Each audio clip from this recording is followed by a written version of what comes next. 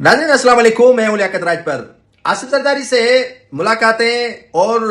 आसिफ अली जरदारी का प्यार, आसिफ अली जरदारी की मोहब्बत के बाद आहिस्ता आहिस्ता कोटड़ी, जामशोरो, नूरियाबाद और भी थानो बुला खान, थानो अमन खान, मानजिंद, मंजूराबाद और दीगर इलाकों की जो सियासी सूरत हाल है, सियासी जो पद है, वो यकसर तब्दील होता हुआ नजर आ रहा है। आपने देख लिया होगा कि कोटड़ी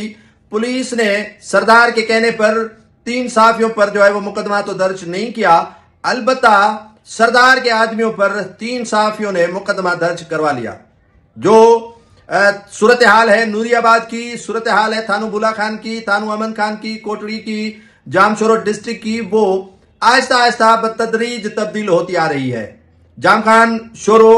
और उसके अलावा डॉक्टर सिकंदर शोरो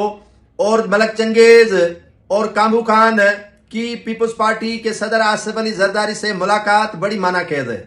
सरदार माने या न माने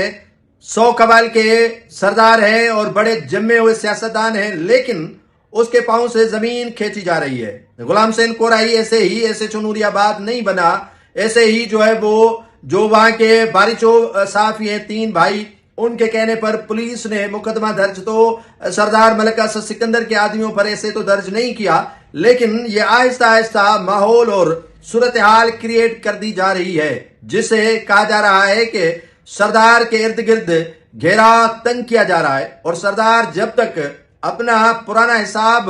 क्लियर नहीं करता, उसके लिए ये सूरत हाल जुल्फकार मिर्जा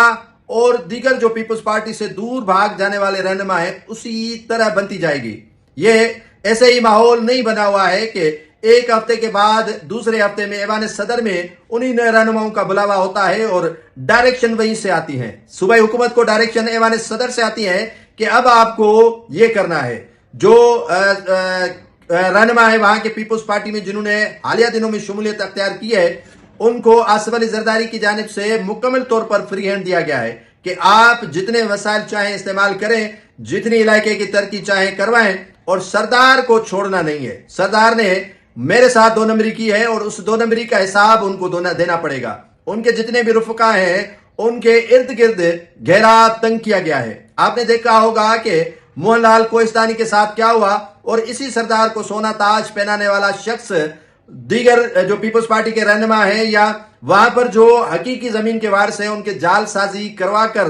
किस तरह जो है वो जमीन हत्या कर जो है वो फराड कर चुका है। एसएसपी के पास दरख्वास्त गई है। अब ये जो पीपल्स पार्टी का काउंसलर बना है उसके खिलाफ भी यकीनन मुकदमा दर्ज होगा। 37 लाख के फराड का जमीन दी मोहनलाल कोहिस्तानी को और फरोख्त की किसी और को, तो ये फराड करने के बाद इसी फराडी काउंसलर का हक तो बनता है कि वो अपने चीफ सरदार को एक सोने का हार जरूर पहनाए। और इसी वीडियो में आप देख सकते हैं कि मलक साहब को वो हार पहना रहा है जो लोगों को की जमीनें जो है वो जालसाजी के जरिए, यकीनन वो अकेला नहीं होगा। ये बात ज़हन नशीन कर लें कि वो अकेले सिर जो है वो इसी तरह का फराड, इसी तरह की जमीन पर जालसाजियां नहीं कर सकता है, या मोहनलाल कोहिस्तानी के 37 लाख ऐसे ही वो हड़प नहीं कर सकता है जब तक उसे बड़ी शख्सियत का आशीर्वाद न हो। तो आशीर्वाद उसे मुकम्मल तौर पर है और अख्तियार भी उसे मिला हुआ है कि आप खुलेआम सरेआम फराड कर सकते हो। मैं पीछे बैठा हुआ हूं और सदर आसिफ अली जरदारी ने रहनुमाओं को कह दिया है कि आप जितना चाहें वो सियासी इसका जो है वो तोड़ निकालें और सियासी तौर पर मलक को कमजोर करें, मैं आपके पीछे खड़ा हूं।